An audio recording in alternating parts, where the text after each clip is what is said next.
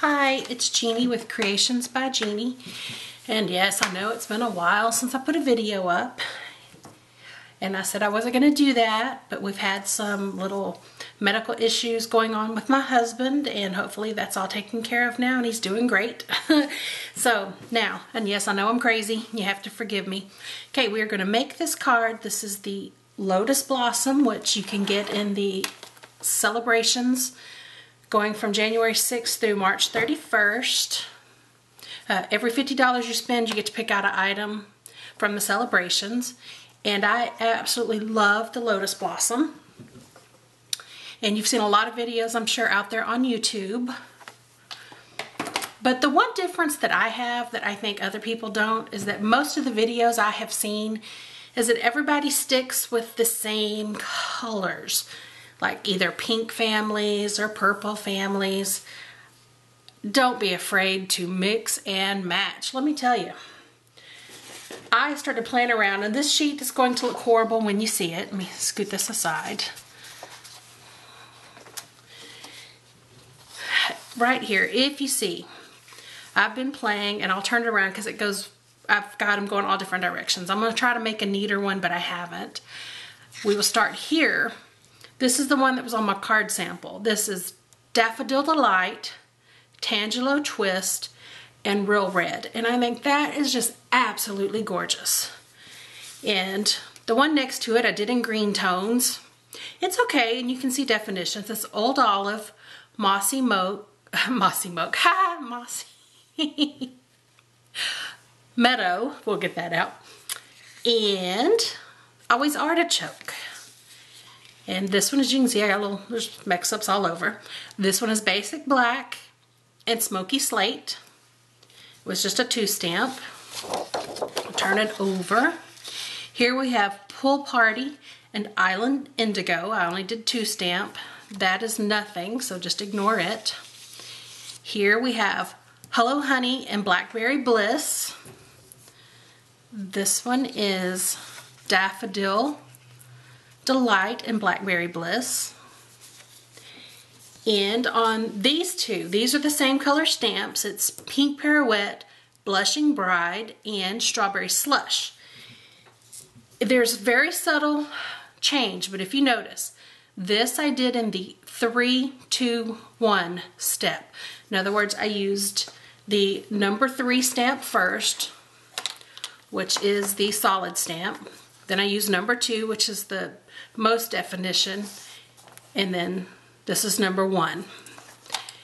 Then if you look at the one next to it, I did it in the order it says to stamp, which is the 1, 2, 3. If you look at the Strawberry Slush, it does not have nearly the definition or brightness that you get when you do the 3, 2, 1. Or at least in my opinion. This is a little bit darker than this.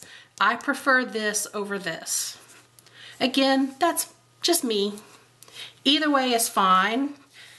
You'll hear, I've heard several say, no, you have to do it in this order, 1, 2, 3. But you can see there's not a lot of difference. Other than, like, I think your darkest color, you're going to get a better image when you do it on top. Then this one is, I didn't like this at all. This is Blushing Bride and Cherry Cobbler. But again, I was just playing around, trying to find color combos. I really like this one. I wished I would have stamped off the Daffodil Delight first so that it was more subtle, which is what I did with this one. You can see it's not nearly as dark of a yellow as this one. It's real pretty, but this is the color combo we're going to do today. And I'm going to go ahead.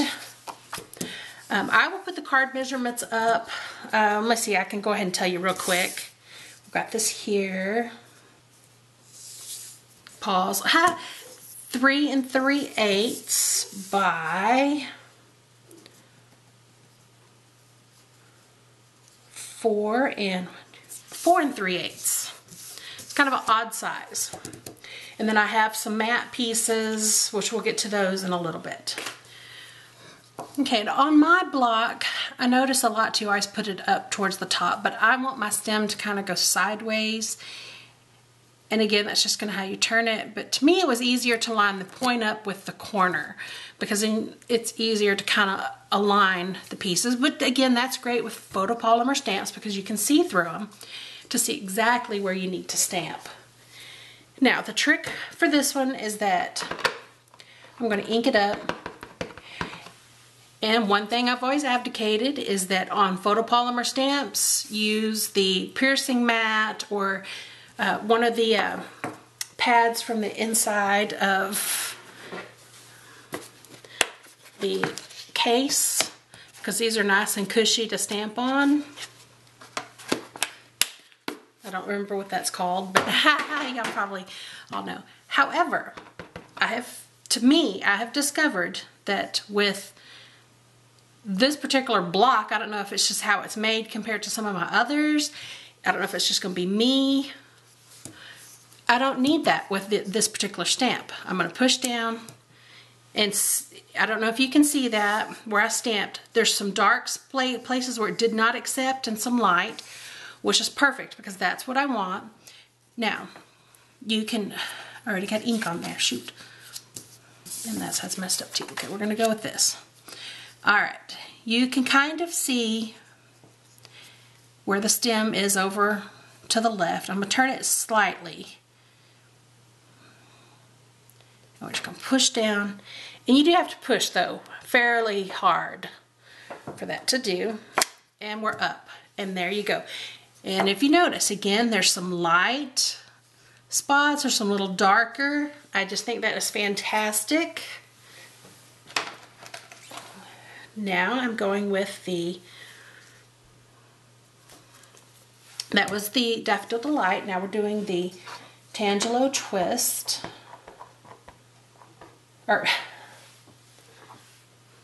Yes, I thought I said that wrong to y'all. Tangelo Twist.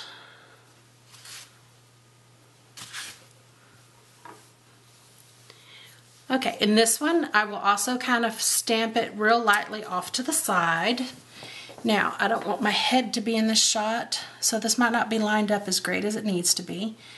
I kind of, let's turn it, because I turned it a little more. There we go. Again, you can tell with my fingers I'm pressing pretty firm. Pull it up, voila. And you can kind of see there's some darker and some lighter of the Tangelo as well.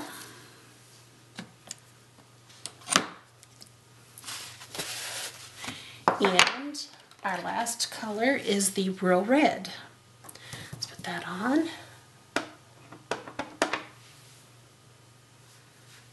And the Real Red I did not stamp off. The Real Red is the color that it is. The color that it is. Did that make any sense? I don't think so. Real Red is full strength.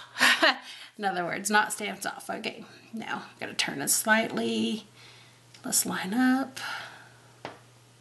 It's going to be a slight bit off because I wasn't paying that much attention. There you go. Now, could just be my opinion, but I just think that turned out gorgeous. That is really, really, really pretty. Let me close these inks because I don't need these anymore.